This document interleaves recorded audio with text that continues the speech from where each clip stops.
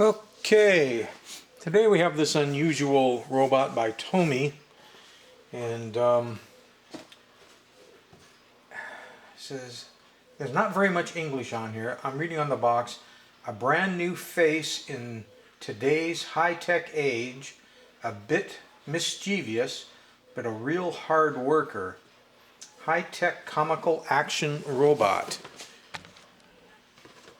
And this is where I was getting that information from. That's on the top of the box. If any of you can read Japanese, let me know what some of this says. There's more information on the rear. I'll give you close-ups of it in sections and you can just pause.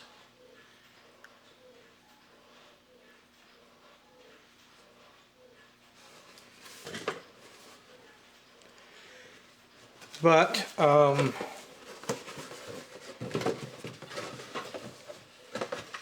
there's also,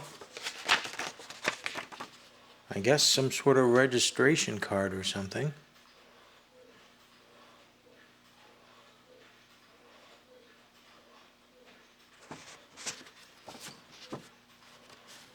I don't know. And there's also on the flap of the box where you can cut out off the flap some things, I guess, to dress them up. And down inside there was a sticker that it paid $50 for it on October 19th, 1993. So we know it's at least 1993 in age. Could be older. Can't really tell for sure. I didn't remember there being any date on the bottom. Just the TOMY Japan. The two C cells go in there. There was a lever here that you can move that basically brings these two kickstands down so that the bump and go drive won't engage. So apparently there would be times when you would want to have it sitting and running but not driving around. It's got a lot of odd actions, as you'll see.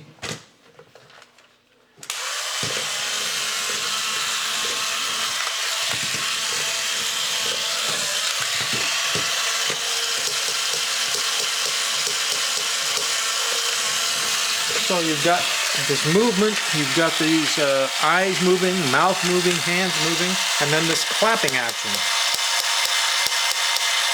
I have no idea what that means. And there's a button you can push here to make it do the clapping action anytime you want.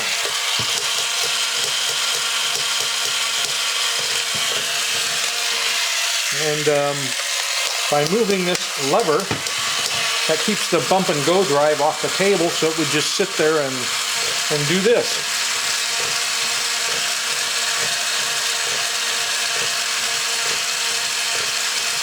I don't know why you'd want it to just sit there and do that, but it will. In case the sticker in the front helps in determining the name or anything, I don't know. Like in most of the TOMY things from the 1980s and 1990s, this tire originally had a rubber drive wheel on it, which had flat spots because they all seem to go flat and then they go brittle. So the nice thing about this design is you can just snap this wheel out of this holder, put a new rubber O-ring on there and snap it back in, which is what I did, and that's why that's working so good.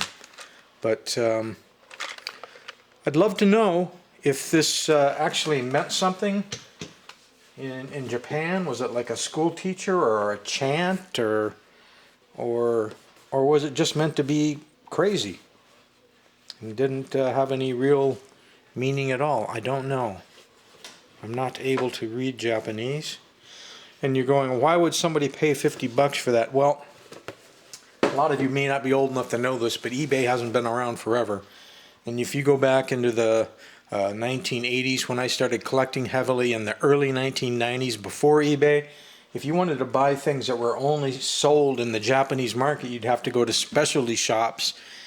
And most of those shops were basically head shops where they would sell paraphernalia for smoking, but also the punk movement was on, so they'd have all kinds of leather and spikes and you know, that kind of good stuff. But besides all that kind of good stuff, they would also bring in the import toys that you couldn't find anywhere else. And of course you had to pay more money for them. You had to pay a premium because you couldn't get them anywhere else. You couldn't just get on eBay and buy it. So there you have it. It's an entertainer. I can read that. And Amedetta bot. I'm an entertainer. I don't know. Very strange, very odd. If you can add any more information to this, great.